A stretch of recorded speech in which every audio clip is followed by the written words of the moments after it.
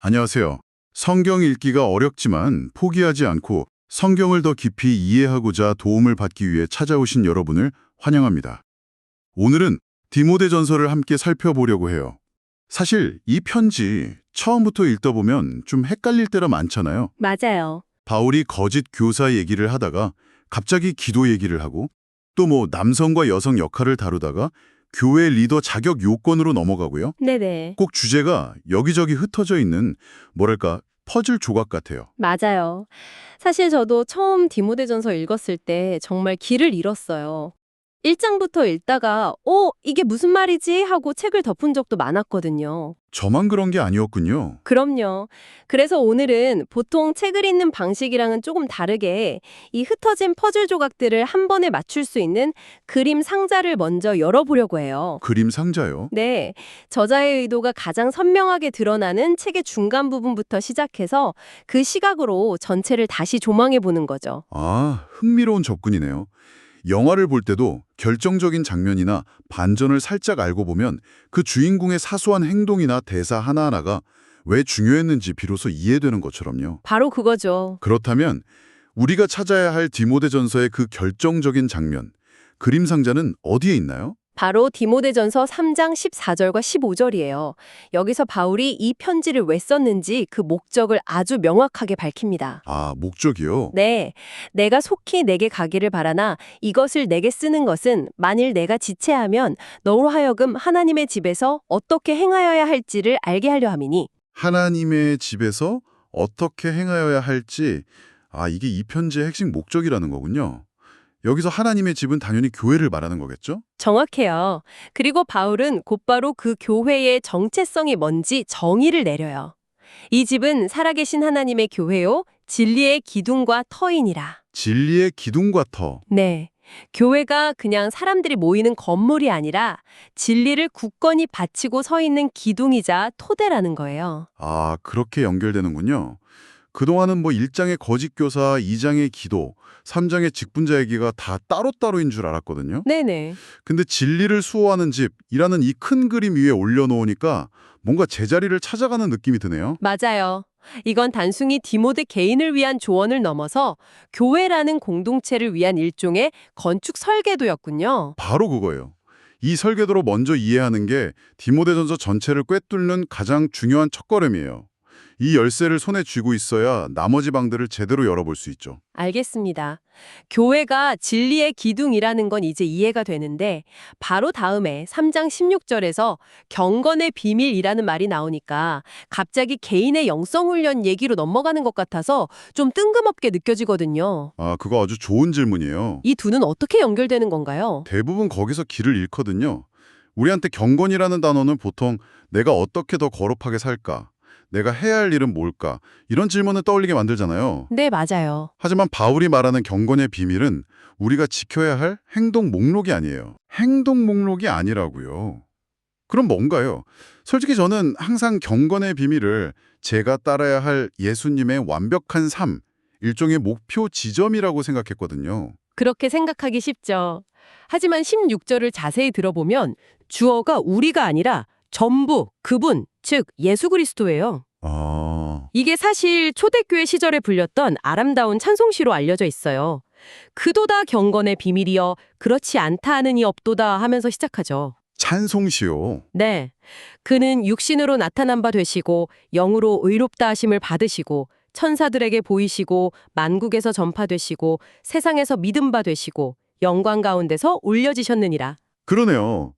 우리가 뭘 했다는 내용은 정말 하나도 없고 전부 예수님에 대한 이야기네요. 네, 예수님의 성육신, 부활, 승천, 그리고 그 복음이 온 세상에 전파되는 것까지. 이 6가지 선포가 바로 경건의 비밀의 내용이에요. 아, 즉, 교회가 기둥처럼 떠받들어야 할 진리의 핵심은 우리가 얼마나 경건하게 사느냐가 아니라 예수님이 누구시며 우리를 위해 무슨 일을 하셨는가라는 복음 그 자체라는 거죠. 와, 그건 정말 새로운 관점이네요. 우리의 경건한 행위가 집의 기둥이 아니라 예수님의 사역이라는 그 진리가 기둥이라는 말씀이시군요. 맞습니다. 우리가 뭘 해야 한다는 부담감에서 시작하는 게 아니라 이미 완성된 진리 위에서 시작하는 거네요. 와, 이렇게 보니까 책 전체가 완전히 다르게 보여요. 그렇죠. 좋습니다. 그럼 이 경건의 비밀이라는 단단한 진리의 기둥을 붙잡고 이제 책의 처음으로 한번 돌아가 보죠. 네. 거짓 가르침이 교회를 안에서부터 무너뜨린다면 교회는 뭘로 맞서 싸워야 할까요? 바울이 1장에서 처음부터 이 문제를 다루네요. 큰 위협은 진리를 왜곡하는 가르침이니까요. 바울은 이 거짓 가르침의 특징이 사랑에서 나오지 않는다고 날카롭게 지적해요. 사랑에서 나오지 않는다? 네.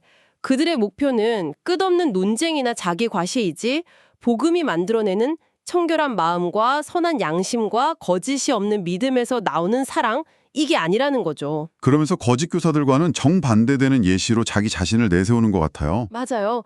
특히 1장 16절은 정말 인상 깊은 구절인데요. 그러나 내가 긍휼을 입은 까닭은 내게서 예수 그리스도께서 그의 모든 오래 참으심을 보이사라고 말해요. 오래 참으시며? 네, 보통 우리는 하나님의 사랑이나 은혜를 먼저 떠올리는데 바울은 여기서 오래 참으심을 강조해요. 그러네요. 교회를 파괴하던 자기 같은 죄인의 우두머리마저 구원하신 하나님의 그 인내, 이것이야말로 진정한 복음이 가진 성품이라는 걸 보여주는 거죠. 거짓 교사들의 조급하고 논쟁적인 태도와는 정말 정반대네요. 그렇죠. 그럼 2장으로 넘어가서 바울이 내놓는 첫 번째 무기는 의외로 기도인데요. 그냥 기도가 아니라 모든 사람을 위한 기도라고 강조하죠. 맞아요. 이게 왜 그렇게 중요했을까요? 그것도 진리와 아주 긴밀하게 연결돼요. 왜 왕들이나 높은 사람들을 포함한 모든 사람을 위해 기도해야 할까요?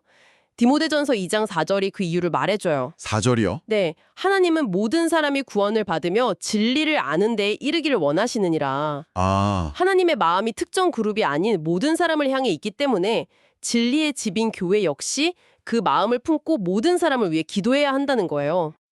복음의 보편성 때문이군요. 하나님이 한 분이시고 중보자도 예수님 한 분뿐이니까 복음도 모두를 향한다는 그 진리를 기도로 살아내는 거네요. 정확해요. 교회의 기도는 그들이 붙들고 있는 진리의 범위가 얼마나 넓은지를 보여주는 셈이죠. 이제 2장 후반부로 넘어가 보죠. 솔직히 오늘날 많은 분들이 가장 어려워하고 또 논란이 많다고 느끼는 부분이에요. 남성과 여성의 역할에 대한 이야기요. 네, 이 부분이야말로 진리의 집이라는 그 설계도 없이는 길을 잃기 가장 쉬운 곳이에요. 그렇죠. 먼저 8절에서 남성들에게 분노와 다툼이 없이 거룩한 손을 들어 기도하라고 건면해요. 보통 그냥 지나치기 쉬운데 이건 남성들에게 주어진 매우 구체적인 역할이에요. 분노로 움켜쥔 주먹이 아니라 하나님을 향한 의존의 손을 드라는 거죠. 공동체의 평화를 깨는 주체가 되지 말라는 강력한 요구예요. 분노의 주먹이 아니라 의존의 손이라니 아주 인상적인 대비네요.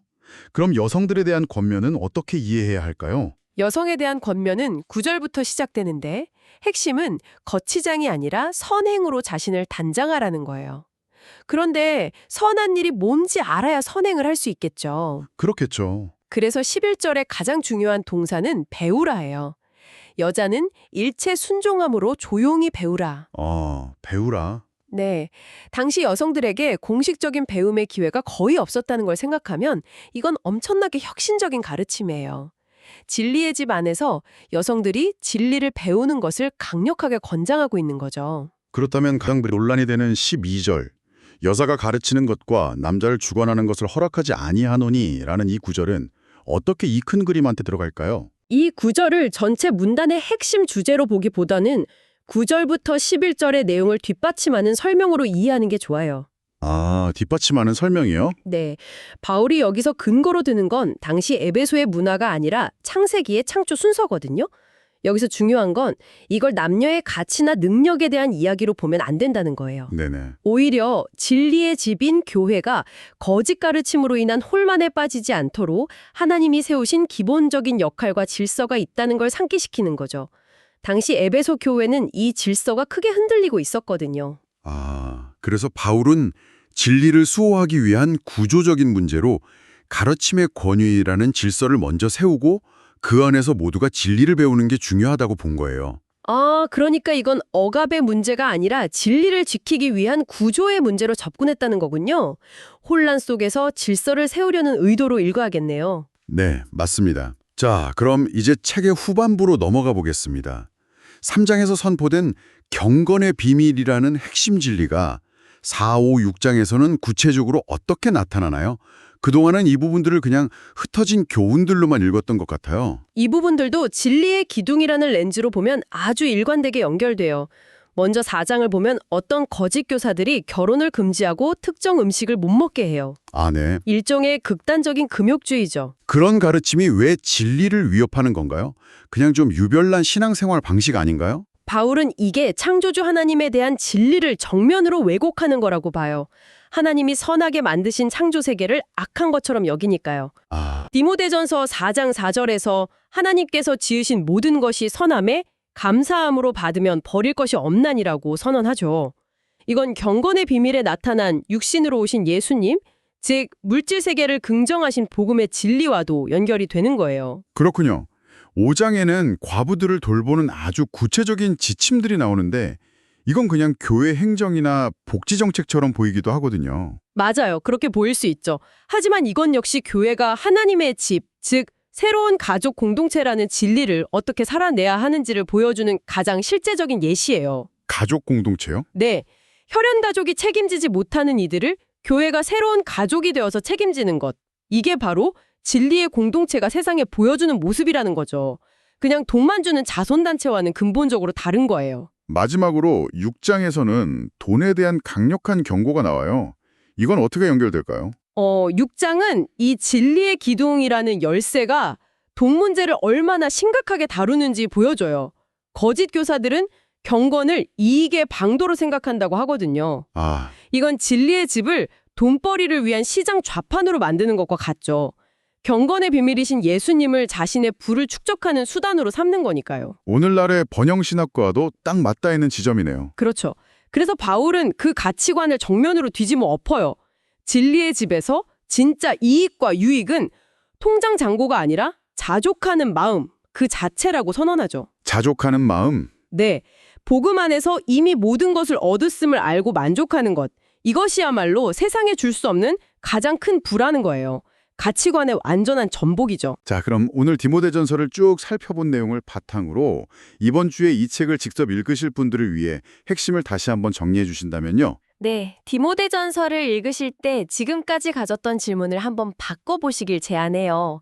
내가 어떻게 하면 더 경건한 사람이 될 수 있을까라는 질문도 물론 중요하지만요. 네. 그보다 먼저 이 책이 말하는 복음의 진리는 무엇이며 그 진리가 우리 교회의 삶을 어떻게 빚어가야 한다고 말하는가라는 더 큰 질문을 품고 읽어보시면 좋겠어요. 아, 나 한 사람의 경건 훈련법을 찾는 데서 그치는 게 아니라 우리 공동체를 세우는 진리가 무엇인지에 초점을 맞추라는 말씀이시군요. 맞아요.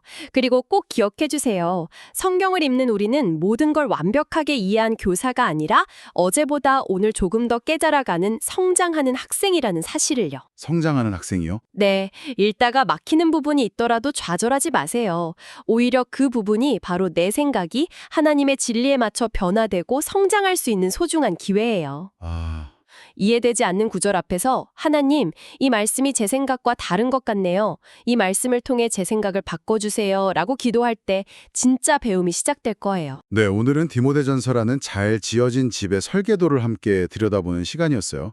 진리의 기둥인 교회는 어떻게 행해야 하는가? 라는 이 설계도를 가지고 각 방을 둘러보시면 전에는 그저 흩어져 있던 가구들처럼 보였던 구절들이 제자리에 놓이면서 전체적인 연결고리들이 보이기 시작할 거예요. 마지막으로 생각해볼 질문 하나를 던져드리고 싶어요. 이번 주 디모데전서를 읽으시면서 이 말씀이 지금 내 삶의 어떤 문제에 대한 해답이 될까라고 묻는 대신에 질문을 한번 바꿔보는 건 어떨까요? 오, 어떤 질문이죠? 이 말씀이 지금 나의 어떤 생각과 가치관에 도전하고 있는가라고요. 하나님의 말씀이 단지 우리를 확인해주고 위로해주는 것을 넘어서 때로는 우리를 불편하게 하고 우리의 생각을 부수며 새롭게 빚어가는 그 놀라운 경험을 하시게 될 겁니다.